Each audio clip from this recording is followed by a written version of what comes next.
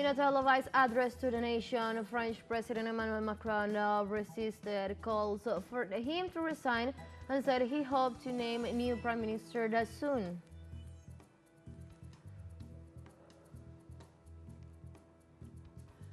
The Russian Foreign Minister Sergei Lavrov arrived in Qatar, where he will participate in the Doha Forum to be held on December the 7th and the 8th.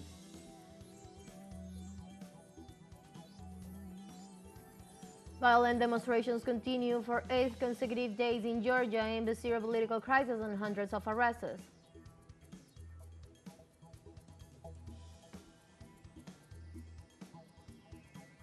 Hello and welcome to From the South. I'm Ana Marrero from the teleSUR headquarters in Caracas, Venezuela. We'll be with the news. Stay with us.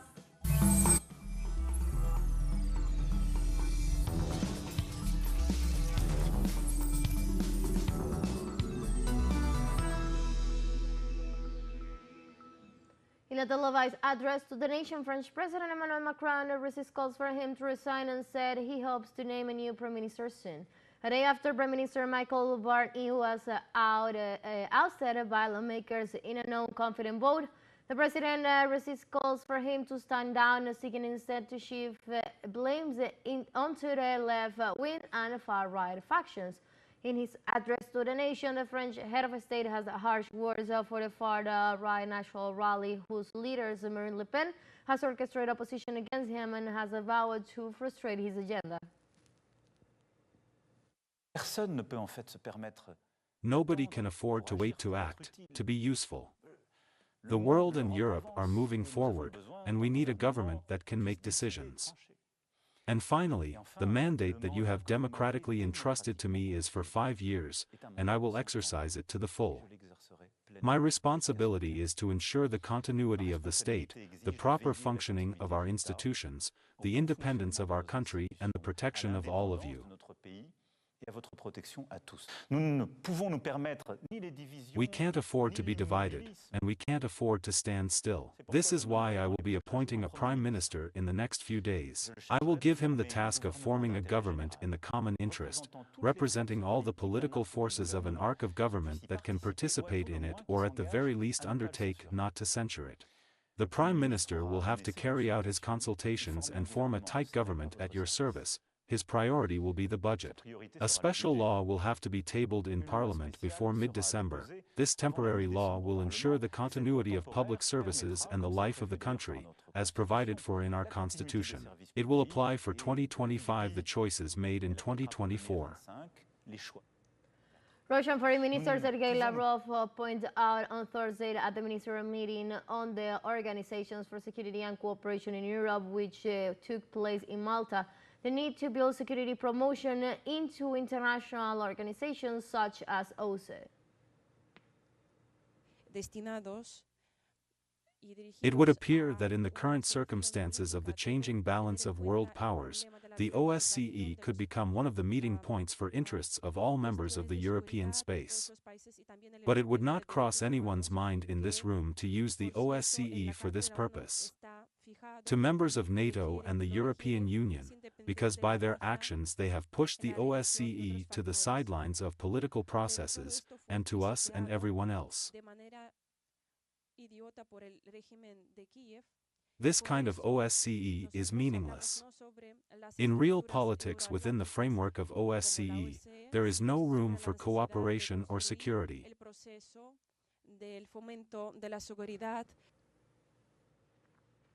And after participating in the OSCE's ministerial meeting in Malta, the Russian Foreign Minister Sergei Lavrov arrived in Qatar, where he will participate in the Doha Forum to be held on December the 7th and the 8th. The Doha Forum is held annually since 2003 in Doha, Qatar's capital. The forum aims to promote dialogue, brings together leaders for a policy formulation and debate on critical challenges that the world is facing nowadays, and build innovative actions, drive and networks. The Doha Forum is sponsored by the state of Qatar under the slogan Diplomacy, Dialogue and Diversity. Since its beginning, it has been attended by several representatives from countries around the world.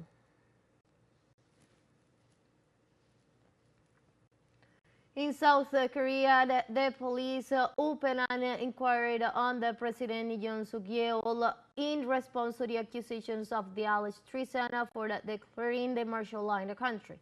The investigation was initiated after two complaints against the president. One was filed by the minority opposition Rebuilding Korea Party, while the other was a request by 59 activists.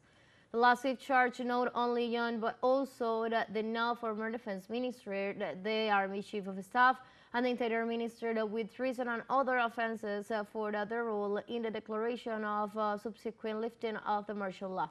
Likewise, 191 opposition parliamentarians present to the National Assembly a motion to impeach the president, which could be voted on next Saturday.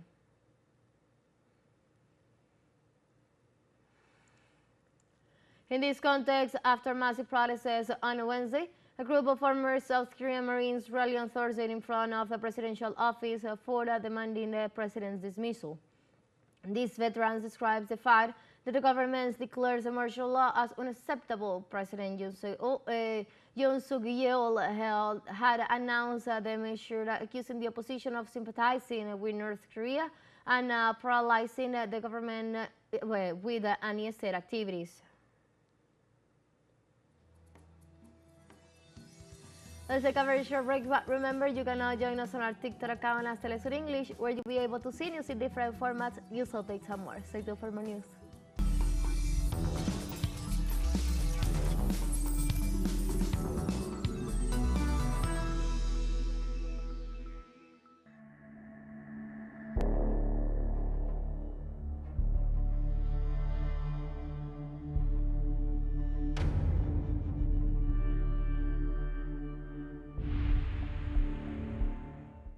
Welcome back to From the South. The Israeli regime continues its attacks on hospitals in the northern Gaza Strip, specifically in the Halabja camp area as well as the Mid-Lay area. From the Gaza Strip, our correspondent Huda Hegazi has more details. En esta jornada, el régimen de Israel ha vuelto a atacar nuevamente a los hospitales en la zona norte de la Franja de Gaza, concretamente. Today, the Israeli regime has once again attacked hospitals in the northern Gaza Strip, specifically in the Jabalia camp area, as well as in the Beit Lahia area. First of all, it is worth mentioning the sixth consecutive attack on Kamal Adwan Hospital, the only remaining active hospital in the area, where at 6 o'clock in the evening, local time in the Gaza Strip, the army bombarded the hospital with missiles and shrapnel bombs, causing not only damage to the buildings, but also causing injury to the patients, but also causing the injury of at least 12 people, several of them even medical staff, as well as the death of two Azadas, one of them a 16-year-old minor who was just in the emergency section, in a wheelchair who had come for medical assistance. Para recibir asistencia médica, pero que debido a ese bombardeo perdió la vida, y la segunda víctima de ese ataque fue un hombre de aproximadamente 34 años. The second victim of this attack was a man of about 34 years of age who was just outside the door of the hospital, and therefore today, due to the repeated attacks on this medical center, the director of Kamal Adwan Hospital, Dr. Hassam Abasafia, has condemned these repeated attacks on the medical facility, and has even stressed that the Israeli army already has as a routine and normal act to bomb these hospitals, and especially due to the silence of the international community, as well as the silence of the World Health Organization. Como el silencio de la Organización Mundial de la Salud, y por lo tanto el doctor Hossam ha pedido el rápido movimiento. And therefore, Dr. Hassam has called for the quick movement of the international organizations to put an end to the attack towards this particular medical center. However, the Kamal Adwan Hospital was not the only hospital to be attacked, but also the Indonesian hospital in the northern Gaza Strip was also bombed by the Israeli army, causing a large fire on the third floor of the building and the injury of about 3 people who were inside the hospital. En el interior de ese hospital. Also in relation to the health system in the Gaza Strip, I would like to highlight the statement issued by the Al-Aqsa Martyrs Hospital, specifically the hospital where I am right now, where the director of this medical center has warned and sent a message especially to the World Health Organization, informing them of the difficult situation that the chronically ill children are going through. que tienen enfermedades crónicas. El director ha asegurado que los menores con enfermedades crónicas lamentablemente no tienen acceso a tratamiento. The Varios director de ellos assured that incluso children with chronic presentan diseases síntomas muy unfortunately graves do y que not have access to lamentablemente treatment. podrían Several of perder them la vida even en have very cualquier serious momento. symptoms and También could ha unfortunately asegurado lose que their lives at any aproximadamente el moment. 80% de los He is niños de la also Franja de assured that Gaza approximately muestran 80% of the síntomas children in de the Gaza Strip malnutrición show debido symptoms of a la falta malnutrition de due to lack of alimentos, debido quality food, a la and therefore falta this de hospital comida de has sent a calidad y message por lo that the tanto situation este of the hospital children in the ha Gaza enviado Strip, un mensaje de que especially la the situación chronically de ill los niños de la minors, Franja de is Gaza, very sobre todo serious. los menores con enfermedades crónicas, es muy grave. También destacar de que en el día de hoy los cuerpos de defensa civil, así Also, como los it's important cuerpos to de note that today bomberos, the civil han defense and enviado fire otro departments have sent comunicado another asegurando que communique stating that aproximadamente approximately 13 13 coches fire de engines bomberos are se currently out encuentran of en este service due momento to fuera lack of de servicio fuel. debido a la This falta has de come in light of the combustible. restrictions Esto ha imposed by the venido a la occupation luz las army to prevent restricciones the entry impuestas of por el fuel, ejército de to la prevent ocupación even the de entry of any impedir la basic entrada de necessities, combustible, whether it is impedir food, incluso whether la it is entrada de cualquier humanitarian aid, necesidad whether it básica, is ya sea medical supplies. alimentos, ya sea ayuda humanitaria, ya sea suministros médicos, y por lo tanto en este momento estamos hablando de que 13 coches de ambulancia que se encuentran en el centro y sur de la Franja de Gaza han dejado de funcionar, And y therefore at esto this puede moment we are talking repercutir de about una 13 manera ambulance bastante cars that are in the negativa, center sobre and todo south of the al Gaza aumentar Strip, estos which have ataques stopped working, hacia and this may estas zonas impact de in la quite a Franja de negative Gaza, way, y eso especially by conllevaría a increasing que these en cualquier attacks to these ataque, areas of the Gaza si se Strip, produce and un that would mean incendio, that no in se any podría attack if there parar is a este fire incendio, it would not tampoco be se possible to podría stop it, nor ayudar a anyone could trasladar a las help to víctimas y a transfer los the heridos, y victims por lo and the tanto wounded, este and paro therefore the de stoppage of los fire coches de engines is quite bomberos directly harmful to perjudica the Gazans, and bastantemente the message that we directamente wanted hacia to los send, gazatíes, especially y today, is that lo the que el Israeli mensaje que regime se ha must querido reopen the enviar sobre borders todo with en the el día Gaza de hoy Strip to es at que least el allow the régimen de entry of Israel these debe basic de reabrir necessities. nuevamente las fronteras con la Franja de Gaza para al menos permitir la entrada de estas necesidades básicas. Violent demonstrations continue for 8th consecutive days in Georgia amid a serious political crisis and hundreds of arrests. According to the local media, the protesters, mostly right-wing sympathizers, gather in front of the country's parliament and confront the police, leaving at least 150 officers and thousands of journalists wounded. Despite the unrest, the elected president of the Georgian Dream Party, the Iraq leader Karishvili declared that the state institutions continue to function properly. On the other hand, Prime Minister the Iraq leader Koidis accused outgoing President Salam of calling the violent protests a call he described as fascist.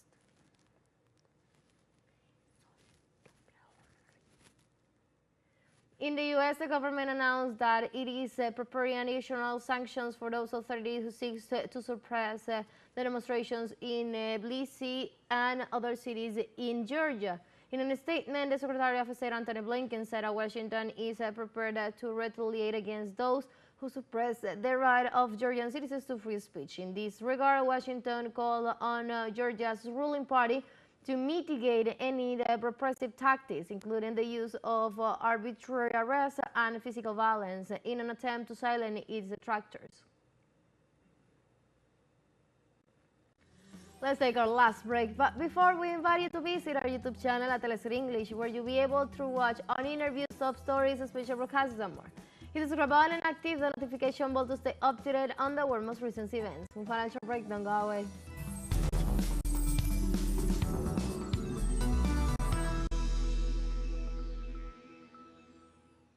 Welcome back. The Venezuelan Vice President Delcy Rodriguez held a meeting with her Chinese counterpart Hang Shen in Beijing aimed at reviewing the world road set by President Nicolás Maduro during his 2023 visit to the Asian nation. In this regard, Rodriguez assured that since the Venezuelan head of state visits, bilateral exchange among the countries have increased considerably with the energy and financial cooperation as the central axis from which other strategic sectors are derived. In addition, the South American Vice President emphasized China and Venezuela alliance is in their rejection of the hegemonism and unilateralism that threatens the sovereignty of countries, and in both nations recognized in the BRICS a geopolitical bloc that seeks an inclusive economy accessible to the global South. China introduced new sanctions against 13 U.S. companies and 6 senior executives for supplying and selling arms to Taiwan. On a statement, the Chinese Ministry of Internal Affairs condemned the U.S. sale of arms to Taiwan, arguing that armed deal violates the One China principle and goes against the Chinese sovereignty and territorial integrity. On November 30, the U.S. Defense Ministry reportedly approved the sale to Taiwan on spare parts of F-16 fighters, electronic scanning radars, and other military equipment valued at $385 billion.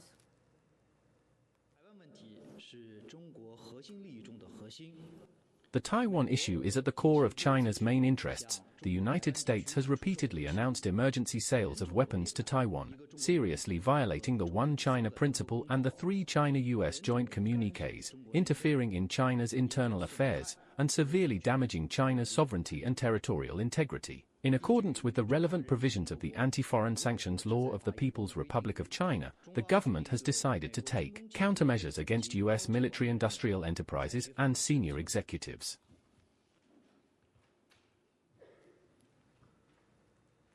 Mexico's President Claudia Sheinbaum assured that necessary precautions are being taken in case of a new wave of deportations from the United States.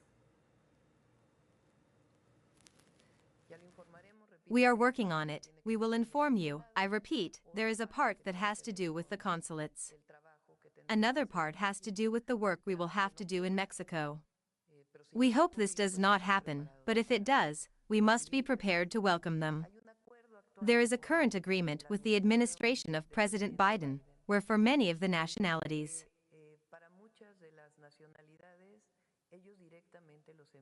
they send them directly by air to their countries of origin.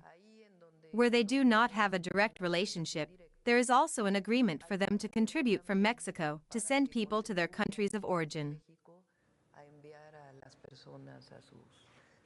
Likewise, the Mexican head of state announced the meeting of the National Security Council, which is constituted by several members of our cabinet.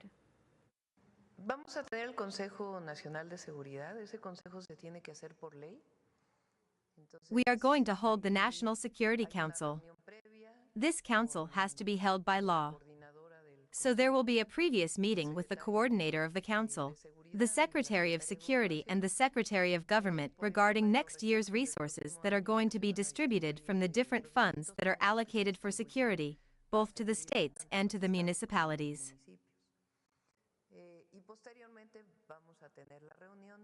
And later we are going to have the meeting, which has a protocol aspect, and at the same time we are going to explain once again the strengthening of the security strategy we are implementing and how it is necessary to coordinate with all the governors.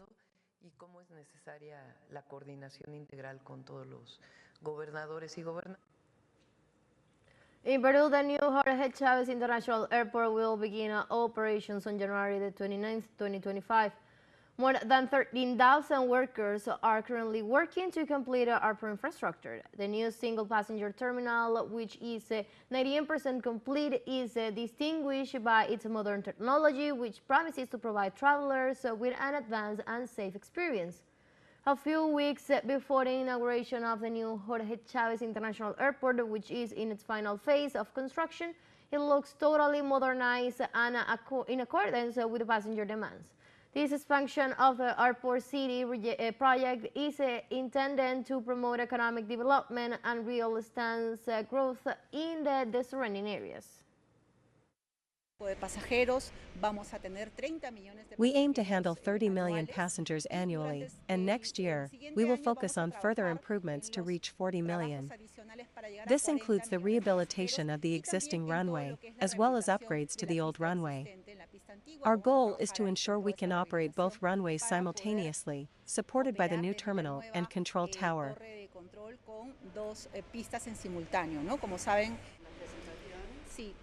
The airport design is inspired by the Nazca culture. From above, it takes the shape of a hummingbird, a symbol of the Nazca civilization, while the commercial areas will reflect the essence of Peruvian culture.